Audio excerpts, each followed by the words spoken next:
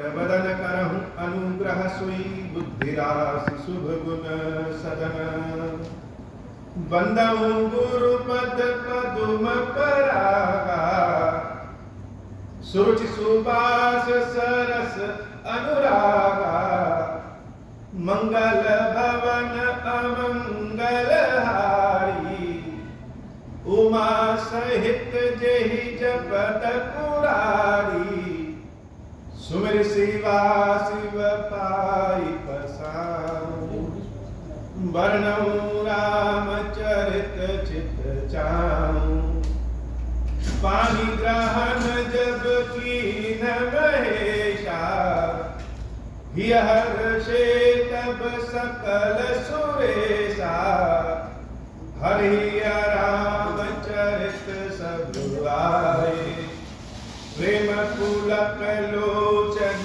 जल छाए कवन सो काज कठिन जग माही जो नहीं होई तात तुम पाही राम काज लगी तब अवतारा सुनत ही भयऊ पर्वतारा।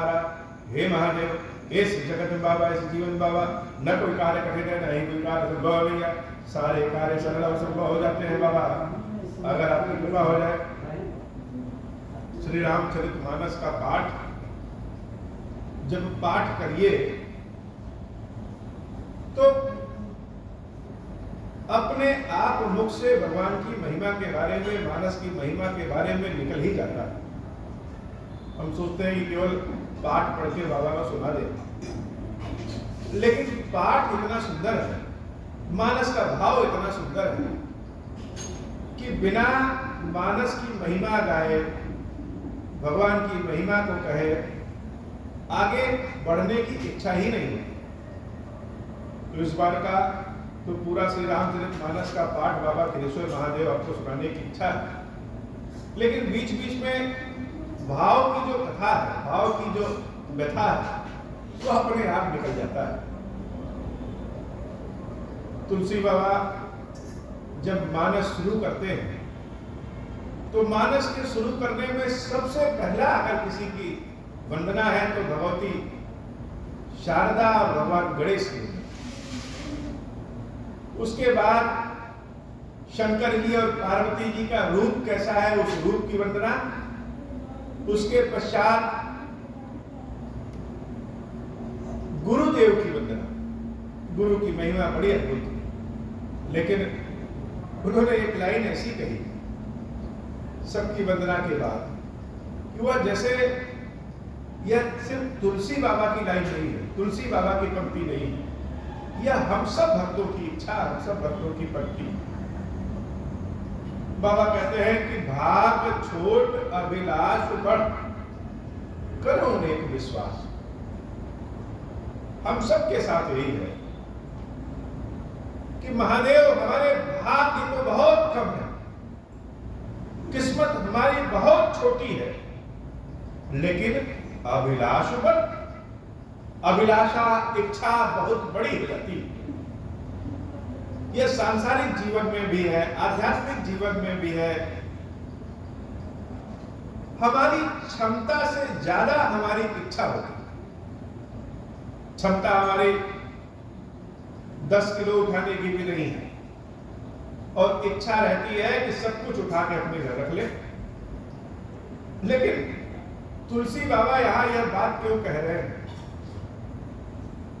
क्योंकि राम जी की भक्ति भगवान की सेवा भगवान का प्रेम भक्ति कैसा भक्ति प्रेम वाला दुलार वाला तुलसी बाबा चाहते।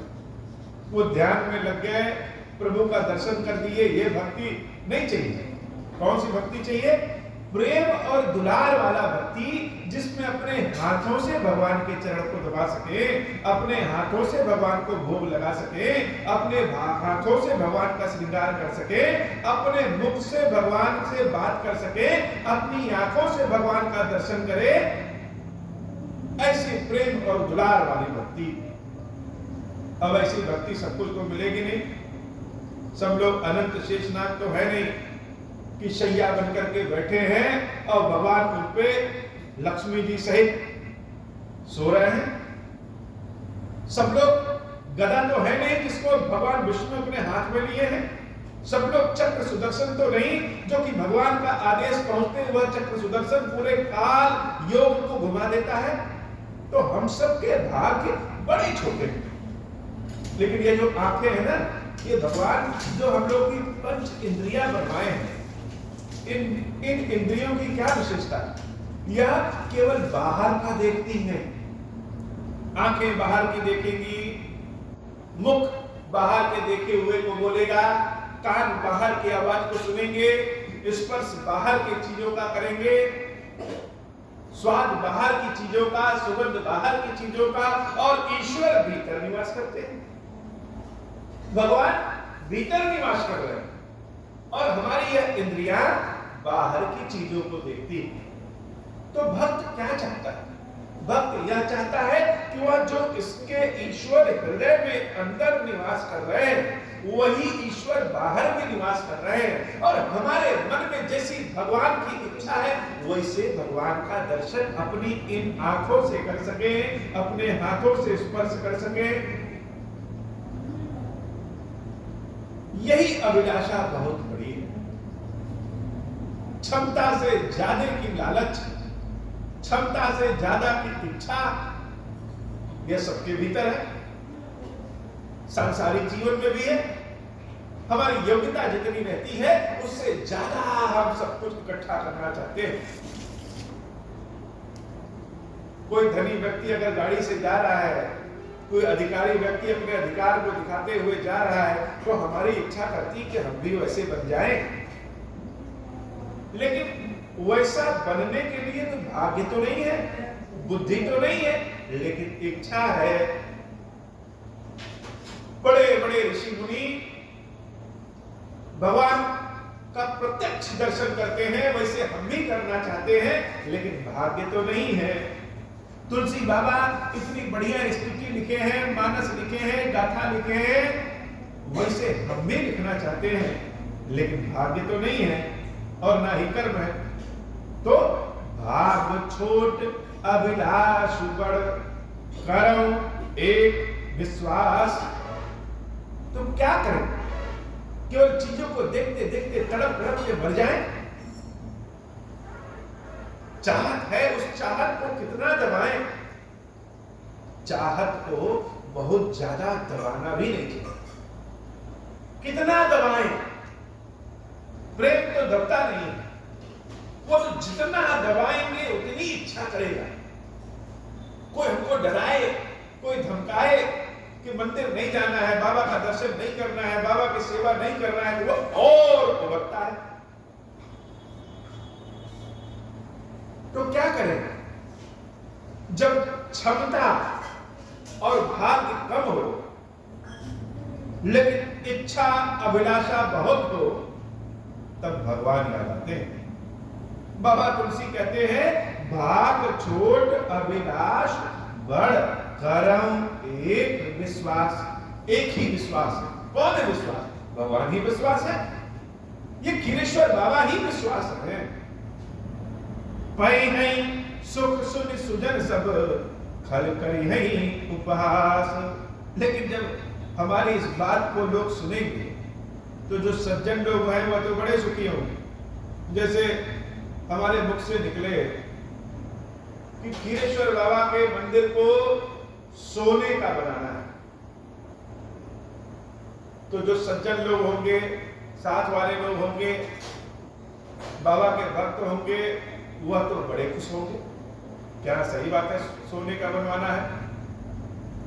लेकिन जो हमारे ऊपर हंसने वाले होंगे वह कहेंगे कि खाने के लिए भोजन की व्यवस्था ठीक से नहीं होती और मंदिर सोने के बनाने की इच्छा है, तो वह हमारी हंसी उड़ाएगी। लेकिन हमारे भाग्य, हमारी अभिलाषा के बीच में भगवान खीरेश्वर महादेव है कि हे नाथ आप ही हैं, कृपा करिए। वही बाबा तुलसी कहते हैं। ये जो श्री रामचरितमानस भगवान लिखवा रहे हैं, हम चाहते हैं कि यह हमारा मानस सामवेद की भांति प्रसिद्ध हो जाए और रघुनाथ जी का वास इस हमारे रामचरितमानस में हो। अब लिखा क्यों, यह भी बड़ी बात है। कल का जो पाठ हुआ था उस पाठ में वैसे तो हर लाइन व्याख्या की योग्य है, हर पंक्ति व्याख्या की योग्य है, लेकिन जो चीज मेरे बहुत हृदय के करीब हुआ क्या है, एक तो यह कि भाग छोट अभिलाष बढ़, और दूसरा तुलसी बाबा से लोगों ने पूछा कि रामचरितमानस लिख क्यों रहे, क्या मानस लिखने के पहले भगवान की वंदना का कोई ग्रंथ नहीं है? क्या मानस लिखने के पहले श्री रामचंद्र जी की सेवा पूजा करने का, कथा करने का कोई और सदग्रंथ नहीं है, कोई पुराण नहीं है? लिख क्यों रहे? तब जब ऋषियों ने, मनीषियों ने, कवियों ने सदैव भगवान की वंदना की है, तो क्यों लिख रहे हो? तब तुलसी बाबा कहते हैं स्वांतः सुखाय तुलसी रघुनाथ गाथा, यह हम अपने सुख के लिए लिख रहे हैं, अपने स्वार्थ के लिए लिख रहे हैं। भगवान की अर्चना वंदना लिखने में बड़ा आनंद मिलता है। कैसा? स्वांतः सुखाय। यह मानस सबसे पहले स्वयं के सुख के लिए लिख रहे हैं। तुलसी रघुनाथ गाथा भाषा निबंध मतिम मंजुलोक मात नोक, ये तो अपने सुख के लिए कह रहे हैं। जैसे ये कथा या वंदना, ये जो हम खीरेश्वर बाबा को सुना रहे हैं, क्यों सुना रहे हैं? किसी चीज की प्राप्ति के लिए, और इसका प्रसारण रिकॉर्ड करके और हम इसको सोशल मीडिया पे भी भेज रहे हैं। क्यों भेज रहे हैं? क्या भगवान कहते हैं हमसे कि ऐसे करो? तो यह स्वांतः सुखाय। खीरेश्वर बाबा को जब राम कथा सुनाते हैं, खीरेश्वर बाबा को जब रामचरितमानस का पाठ सुनाते हैं तो सबसे पहले क्या मिलता है? स्वांतः सुखाय। बाबा को कथा सुनाने का आनंद, राम कथा सुनाने का आनंद, राम कथा पढ़ने गाने का आनंद, इसमें सबसे पहले कुछ मिलता है स्वांतः सुखाय, स्वयं के सुख के लिए मिलता है कि हे महादेव, इससे बड़ा सुख संसार में और मेरे लिए कुछ है ही नहीं। ये जो मंदिर बाबा का बनाए, यह स्वांतः सुखाय, सबका कल्याण करिए प्रभु, लेकिन सबसे पहले किसका? अपने सुख के लिए, कि जब मर्जी करे महादेव जी को स्पर्श कर ले, जब मर्जी करे महादेव जी का दर्शन कर ले, जब मर्जी करे महादेव जी को दूध चढ़ा दे, जल चढ़ा दे, जैसे चाहे श्रृंगार कर ले, जब मर्जी करे राम नाम चढ़ा दे।